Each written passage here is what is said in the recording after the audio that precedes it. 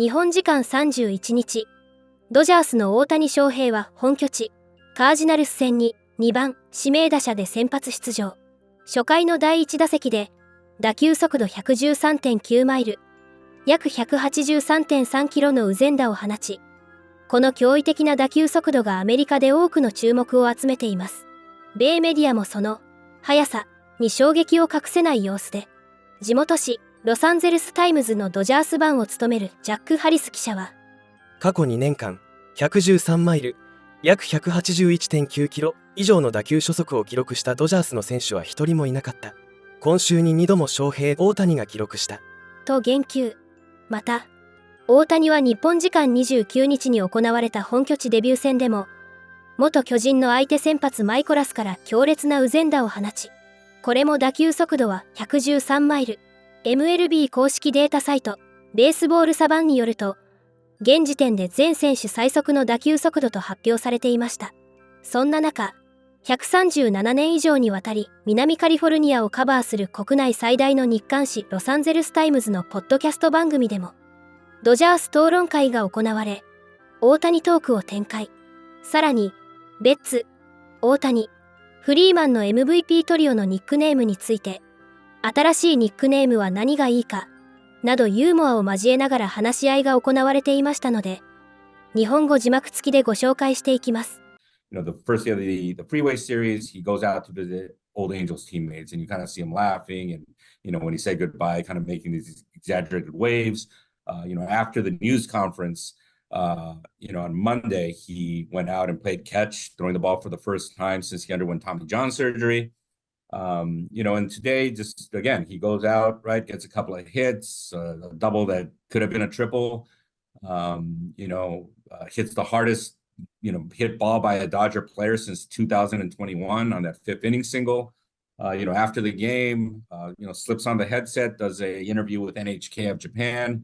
And again, this is a guy who only used to talk on days he pitched when he was with the Angels, goes back in the clubhouse, basically addresses a press contingent of somewhere between 50 to 100 reporters, and was very, again, even after, one of the PR guys called out last question, I kind of yelled something over the top, they were talking, right, the Japanese press is kind of going second, and, I was part of that group, and somebody kind of asked him about, where he was in terms of, jet lag and stuff, and, I threw like one last question to him about, exactly how many hours he slept yesterday, and, again, he smiled, he answered it with a smile on his face. So, if this thing is affecting him, he's certainly not showing it at all.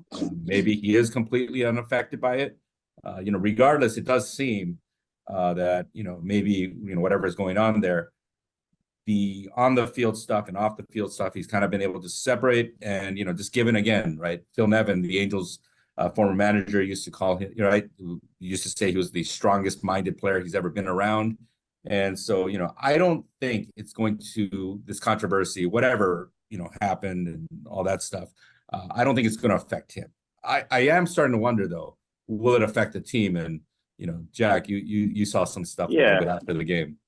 I mean, to describe the post-game clubhouse scene it was like, it almost felt like a packed club in some ways. In some corners of the room, I was trying to do a head count on how many reporters were in there, but somewhere definitely more than 50. I think maybe at times even a little bit closer to 100. You had a lot of cameras in there. Otani is known to not like going into interview rooms. So he wants to do his scrums in the clubhouse, in the middle of the room where they set up a backdrop. And what happened post game is you had, dozens of reporters rush in very quickly after the game ended. And I think for the first time, that scene kind of impacted the rest of the team in a way we haven't seen, right? You had guys coming out of the shower, trying to get changed, and reporters everywhere in every corner of the room, especially if you were around Otani's locker or if you were in the back corners where Mookie Betts and Freddie Freeman get changed. You could tell that guys were uncomfortable with how many people were in there. We're wondering why this wasn't happening in the press conference room with Otani. We're wondering if this is going to be, the new status quo for them this season. And this is something where, when you watch the game today, when you talk to the players this week, as this whole Otani situation has been going on, I think the scandal and uncertainty around the scandal itself isn't going to directly impact guys. Like Freddie Freeman joked that, he's not thinking about Ife Mizuhara when he's in the batter's box during games. But there's a lot of ancillary things that go along with it. And the longer this kind of drags out, the longer that the questions that Dylan asked him remained unanswered, the more that this just hangs over everything. It might not be a huge deal. Maybe it was just like, this is a one-time thing where you have this huge press corps here for opening day, for the Otani part of all of this. But I'm amazed, as Dylan pointed out, I'm amazed as well as he played today. The top three in the order, that's what I wrote about in my column. The big three, I call them dread, doom, and destruction. They're unbelievable. Who's who? Mookie was dread, Otani was doom, and Freeman's destruction. So I had to.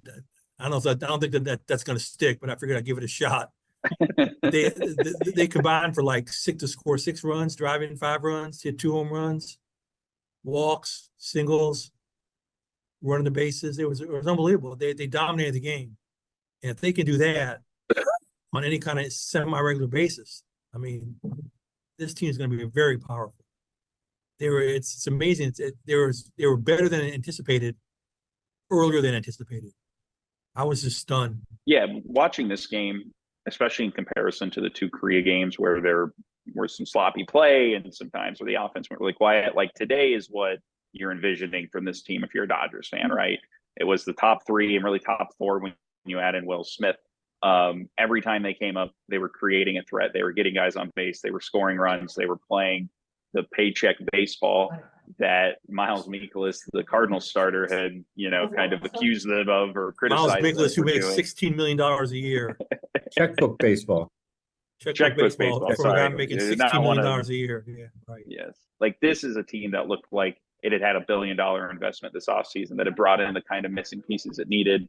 And that's the thing that if you're a Dodger fan and you had or a player, and you've gone through this whole kind of hectic spring and this whole Otani story and all these other things kind of leading up to this day, to still have that moment where the team looked as good as it did, where the crowd was as raucous as it was for Otani's introduction and his first at bat, and even when he got thrown out going between second and third base. Like as far as the baseball part was concerned, I think that today was about as good as you could have hoped for if you're part of the Dodgers. Yeah, it was crazy, the fact that they started like this. I felt like the Cardinals were out of the game in the first inning.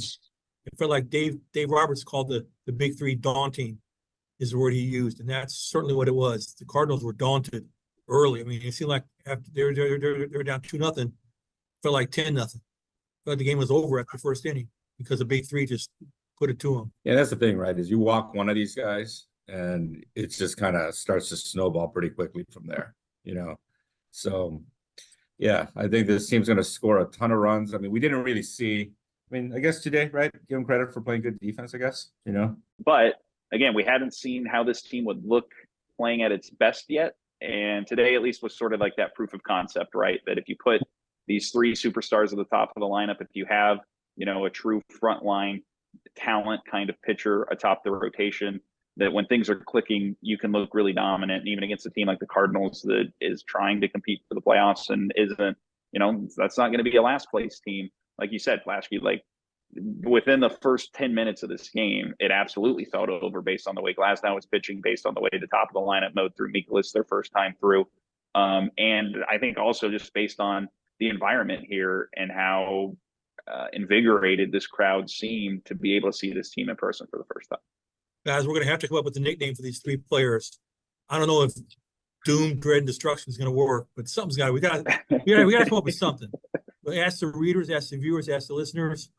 Send us your ideas. Yeah, we can't call them the big 3. That's like basketball. That's it. That's LeBron and Bosh and Dwayne Wade. We can't call them the big 3. That's the MV3. That's pretty good. Not bad. That's pretty good. This is going better than when we tried to name this podcast thing.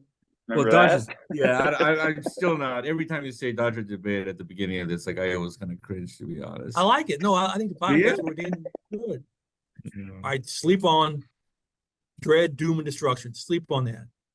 All right. I don't know. I'm thinking put it maybe in the comments. Maybe we should rename this thing the Dodgers Potscast after Potscast. After our producer Mark Potts. That is good. That's awesome. Yeah. Yeah, I don't know. I'm still not sold on Dodger debate. I'm sorry, guys. I like the Dodger debate. I think it works good. You Yeah, we guys might do a be great too job. far We're down not the really road now. debating here. We're all in agreement. We will debate during the season. Well, There will be today. much debate. Yeah. Because Dylan, Today's you're going to back today's Dylan, you're going to storylines back were easy. Otani at all costs. Yeah, today's was easy. The Dodgers look good. This Otani stuff is not adding up. Like, we were in agreement on this one. In So, Japan, I'm maybe- known now as a notorious Otani hater now. These You people are? like, Oh. these people are killing me I'm- on Twitter. I'm X. sure our American readers will be shocked to learn that. To learn that. Dylan being mean. Otani, I heard Otani hired a new defense team. Hernandez and Hernandez. He's very polite. He's very polite, no comment. これからも大谷の活躍から目が離せません。皆様からのコメントもお待ちしております。